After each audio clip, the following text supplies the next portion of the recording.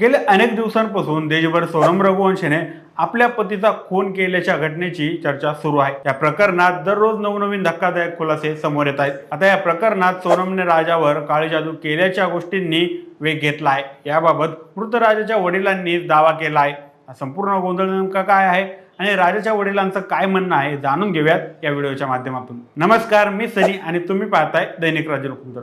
राजा रघुवंशी आणि सोनम रघुवंशी हे दाम्पत्य हनीमूनसाठी मेघालयमध्ये गेलं होतं। तिथं 300 फूट दरीत राजा रघुवंशीचा मृतदेह सापडला होता। तेव्हापासून पत्नी सोनम रघुवंशी बेपत्ता होती। यानंतर पत्नी सोनम रघुवंशीनं पोलिसांसमोर आत्मसमर्पण केलं। तिच्या आत्मसमर्पणानंतर या संपूर्ण प्रकरणाला नवं आणि मोठं वळण मिळालं आहे। मेघालय पोलिसांनी दिलेल्या माहितीनुसार राजा रघुवंशीची पत्नी सोनम रघुवंशी हिच्यासह एकूण 4 जणांना अटक करण्यात आली आहे। आता सर्वात महत्त्वाची गोष्ट समोर आली आहे ती म्हणजे राजाचा शवविच्छेदनाचा अहवाल समोर आला आहे। अहवालात एक धक्कादायक गोष्ट समोर येत आहे ती म्हणजे सोनमने राजा रघुवंशीला 300 फुटाच्या उंचीवरून खाली फेकलं, पण एकही हाड तुटलेलं नाही। शवविच्छेदनाच्या अहवालानुसार कोणतेही फ्रॅक्चर आढळलेलं नाही। एखाद्या मानव प्राण्याला जर 300 फूट उंचीवरून खाली फेकलं तर त्याची हाडे तुटणार नाहीत असं होणं जवळपास अशक्य आहे। त्यामुळे या अहवालानंतर अनेकांच्या भुवया उंचवलेल्या आहेत। या गोष्टी सुरू असतानाच आता आणखी एक गोष्ट पुढे येत आहे। सोनमने राजावर काळी जादू केल्याचं म्हणलं जात आहे। आता राजाच्या वडिलांनी सोनम तंत्रविद्या करायची आणि तिने काळी जादू केली होती असा आरोप केलेला आहे। राजा रघुवंशीचा 13वा झाल्यानंतर त्याचे वडील अशोक रघुवंशी यांनी त्यांच्या सुनेवर म्हणजे सोनम रघुवंशीवर गंभीर आरोप केले आहेत। राजा आणि सोनमचं लग्न झालं त्यानंतर राजाने सोनमच्या सांगण्यावरून आमच्या घराबाहेर छोटं गाठोडं वाटेल अशी काहीतरी वस्तू टांगली होती। आम्ही विचारणा केली तेव्हा तो म्हणाला, सोनमने सांगितलं आहे की हे छोटं गाठोडं बांधलेलं असेल तर कोणाचीही नजर लागणार नाही। सोनमने तंत्रविद्येवर विश्वास ठेवणारी होती। मला वाटतंय की तिने राजावर काळी जादू केली होती। राजाची हत्या झाल्याची बातमी समोर आल्यानंतर आम्ही ते गाठोडं काढून टाकलं आहे। माझ्या मुलाची हत्या ज्या आरोपींनी केली त्यांना फाशीची शिक्षा दिली पाहिजे अशी मागणी अशोक रघुवंशी यांनी केलेली आहे। त्यानंतर राजाच्या आईने काही गोष्टी सांगितल्या आहेत।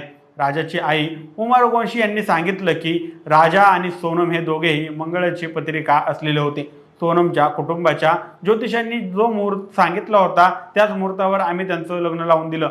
लग्नानंतर फक्त 4 दिवसच सोनम आमच्याकडे होती, मात्र त्यानंतर प्रथेप्रमाणे माहेरी गेली। मी जर सोनमला भेटले तर मी तिला विचारणार आहे की माझ्या मुलाला तू का मारलं, असं भावनिक वक्तव्य राजाच्या आईने केलं आहे। राजा रघुवंशीचं आणि सोनमचं लग्न 11 मे रोजी झालं होतं। दोघेही 20 मे रोजी हनीमूनला गेले होते। सुरुवातीला ते बंगळुरूला गेले, त्यानंतर गुवाहाटी येथील कामाख्या मंदिरात त्यांनी दर्शन घेतलं। त्यानंतर सोनम आणि राजा शिलाँगला गेले।